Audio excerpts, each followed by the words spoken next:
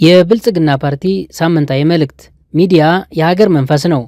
ዓለም አቀፍ የሚዲያ ቀንን ምክንያት በማድረግ የሚዲያ ምርታ ለትርክት ግንባታ በሚል መሪ ቃል በተከታታይ ሳምንታት ሲካሄዱ የቆዩት ሚዲያ ላይ ያተኮሩ መድረኮች በዘርፉ የታዩ ስኬቶችንና በቀጣይ የሚጠበቁ ቁልፍ ተግባራትን በማመላከት በስኬት ተጠናቀዋል። ጠቅላይ ሚኒስትር ክቡር ዶክተር አብይ አህመድ በተገኙበት ደማቅ የማጠቃለያ መድረክ ላይ ጥልቅ የሚዲያ እይታዎችና እሳቤዎች ቀርበው ውይይት ተደርጎባቸዋል። ለዘርፉ ተዋናያንና ለመላው ሕዝብም መልእክቶች ተላልፈውበታል። ከሳቢዎቹና መልእክቶቹ መካከል ሚዲያ የሀገር መንፈስ መሆኑን የሚገልጽ ይገኝበታል። ይህ መንፈስ ሲታወክ አገር ትታወካለች፣ ሲረጋጋ ደግሞ አገር ታድጋለች፣ ትበለጽጋለች። በዚህ መሰረት ባለፉት 8 ዓመታት የተከፈተው የዲሞክራሲ ምህዳር በዋናነት የሰጠን ነጻነት ብቻ ሳይሆን ኃላፊነትም ጭምር ነው። የሚዲያ ጉዞው እንከን አልባ ባይሆንም የተመዘገቡት ስኬቶች እጅግ ተስፋ ሰጪ ናቸው። በተለይ የሚዲያ ምህዳሩን በዲሞክራሲ አውድ ለማዋጀት የተወሰዱ እርምጃዎች ለሀገር ግንባታ ጠንካራ መሰረት ጥለዋል። ዛሬ ላይ ሚዲያዎቻችን ከጥላቻ ትርክትና ከዋልታ ረገጥነት ወጥተው በእውነት ላይ የተመሰረተ ትረካ መገንባት የሚጠበቅባቸው ወቅት ላይ ናቸው።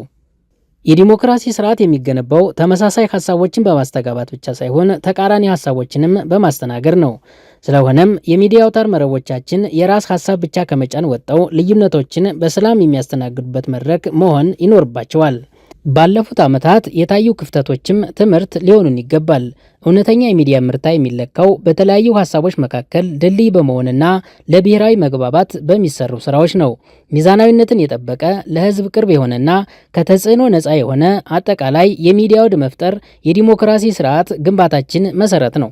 ከዚህ በተጨማሪ ዓለም በሰው ሰራሽ አስተውሎትና በዲጂታል ትግል ውስጥ ባለችበት በዚህ ወቅት ሚዲያዎቻችን በቴክኖሎጂ የታገዘ ጥልቅ ትንተና ማቅረብ ለነገ የማይባል የቤት ስራ ነው። መንግስት የገነባው ብሔራዊ የመረጃ ቋት ወይም ናሽናል ክላውድ የቴክኖሎጂ መሰረት ብቻ ሳይሆን የሉዓላዊነታችንና የመረጃ ደህንነታችን መከታ ነው። ይህንን መሰረት በመጠቀም በማህበራዊ ሚዲያ የሚነዙ የሐሰት መረጃዎችን በመመከትና የድህረ እውነት ዘመን የሚያመጣውን የስነልቦና ጦርነት በመጋፈጥ ረገድ ሚዲያው ግንባር ቀደም መሆን አለበት።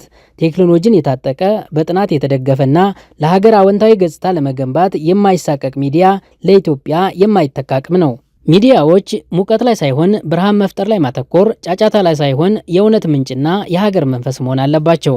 ክቡር ጠቅላይ ሚኒስትሩ እንደገለጹት ሙቀት የሚፈጥሩ ሚዲያዎች ብርሃን መሆን አይችሉምና የሚዲያ አውታሮቻችን ከጊዜያዊ ገጽታ ግንባታና ቁንጽል ሀሳብ ሽያጭ ይልቅ ለሀገራዊ አጀንዳዎችና የወል ትርክ ትኩረት በመስጠት የብልጽግና መንገድ ጠራጊ እንዲሆኑ ጥሪያችንን እናስተላልፋለን። ብልጽግና ፓርቲ ግንቦት 3 2018 ዓ.ም